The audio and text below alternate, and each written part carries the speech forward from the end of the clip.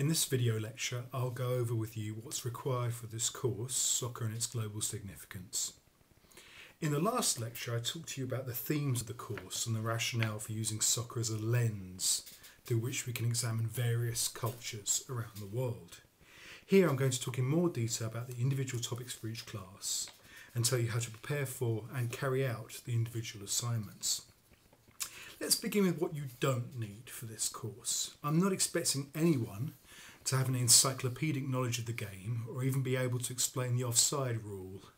This would give you a lot in common with certain Premier League referees. Instead, I encourage you to have an open and inquisitive attitude towards other cultures around the world and be prepared to consider the ways in which soccer provides insights into those cultures. The syllabus is posted on the course D2L site under content. We meet, if you can call it meeting in this virtual realm, as a class from Monday, May 14th to Friday, May 18th, break for the weekend, of course, of May 19th to the 20th, and then meet the following Monday from Monday, May 21st to Friday, May 26th. We then miss out Monday, May the 28th because that's Memorial Day, and then resume for 2 more classes finishing on May the 30th. On June the 1st you'll turn in your final paper for the course, and this will be about 5 to 7 pages in length. As you can see, we begin the syllabus with 2 films. The first is The Damned United, directed by Tom Hooper, which follows the career of the most successful English soccer manager of the 70s and early 80s, Brian Clough. In particular, the period in which he took over the reins of Leeds United.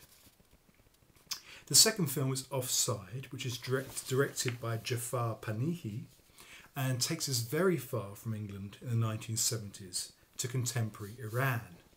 The film follows the travails of a group of young women who attempt to watch the Iranian national soccer team play a decisive World Cup qualifying match against Bahrain by sneaking into the stadium. The problem for our heroines is the law in Iran that prohibits women from watching men play sport in public. So we follow these young ladies as they attempt to infiltrate the stadium undetected by the various security forces. Both films are available on the Netflix and Blockbuster sites, and I posted links to the particular pages on the D2L site and in the syllabus document. These sites offer a 3 months trial, and I think the cost for just downloading one of the films is about $2.95, so it's not too expensive. The films will also be available on reserve at Bizzell, and there you have to go to the desk and ask for the films by name, and probably also mention the number of the course, which is University 3861. Now, even though The Damned United is ostensibly in English, most of the characters speak in heavy Northern English accents, so I would recommend that, as with Offside, you watch the film with subtitles. And I won't say any more because I'm from the south of England and I shouldn't insult our friends in the north. Okay, so in addition to The Damned United, you will also read for the first day of class the short introduction to John Doyle's book, The World is a Ball. We will look at this text at the beginning of the course because it explains clearly how soccer can be used as a window into cultural studies. As with all the texts in this course, The World is a Ball is available as a PDF online under content on our D2L website. Since most of you, I am sure, will be taking this course off campus, I felt it was best to make all the individual readings that are excerpted from longer works available online. The only text that we will be reading in this course that is not available as a PDF is the book, Nick Hornby's autobiography of a soccer fan, Fever Pitch. There are 3 ways to get hold of this book. I've ordered copies at the university bookstore and checked physically today that they were there, and they are indeed there. By the way, you may have to ask an assistant to fetch the book for you, as they appear to have cordoned the whole textbook area off because they're busy dealing with returns and students are busy trying to get money for their books so they can go out drinking, I suppose. I don't know. Anyway, so the second way to get hold of the book is to buy it yourself, which is why I've given out the ISBN or the book ID number on the syllabus, so you can order that via Amazon. It's a very cheap paperback. And finally, if you really like hanging out in Bizel, the book, like the 2 films, will be available on reserve at the library. In fact, it's already available on reserve, I checked today. Finally, I will be supplementing the material throughout the course with video lectures and PowerPoint presentations and clips from YouTube. Now, these are clips often that are relevant to what we've just seen. They might be clips featuring a particular footballer or a particular manager or a particular team at a particular time. They'll usually be compilations. The video lectures and PowerPoints are intended as introductions to the text or film under discussion that day and should be watched or read beforehand. Now, as someone who's just turned 41 and is therefore practically Jurassic compared to you guys, I wanted to personalise this teaching format as much as possible because, frankly, I'm a bit uncomfortable talking to a camera. So what I wanted to do was to give you lectures so you can actually see that I'm not just a virtual entity but an actual real person.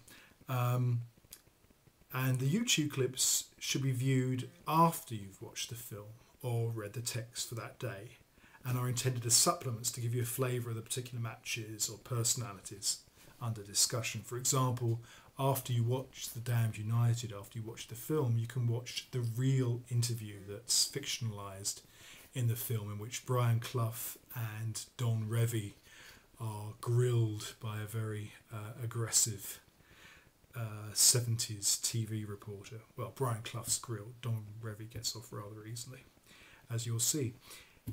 Okay, so what should you do in response to all these splendid materials that I've gathered for you? First of all, go to the news section on the home page. Read the text or watch the film assigned for that day. Read any PowerPoint presentations and watch any clips that are also assigned. Then go to the discussion page and write a short paper, 1 to 2 pages, double-spaced in Word, as a Word document. Now, it's vital that you do this on or before the day on which it's set, since this is the only way that I can take attendance, that I can know you're actually there. At the end of your response paper, you will post a discussion point, an open-ended question on the material covered that day in bold, and respond to another student's discussion point. Now, I'm convinced that students learn from each other just as much as they learn from the instructor in a course. And I wanted to give you a way of sort of facilitating discussion, even though you're online, even though you're writing from very different places, presumably, that we can have some sort of internal class conversation going through the discussion pages. And that's where you'll be posting your submissions, your response papers to the discussion pages, and also I'll ask you to put them in the Dropbox as well. I'll set up a discussion page and a Dropbox for each day, and that's where you'll submit both your in both on both sites your response papers for the day, and that's also what you'll do with your final paper at the end of the course. Okay, thanks very much then. Bye bye.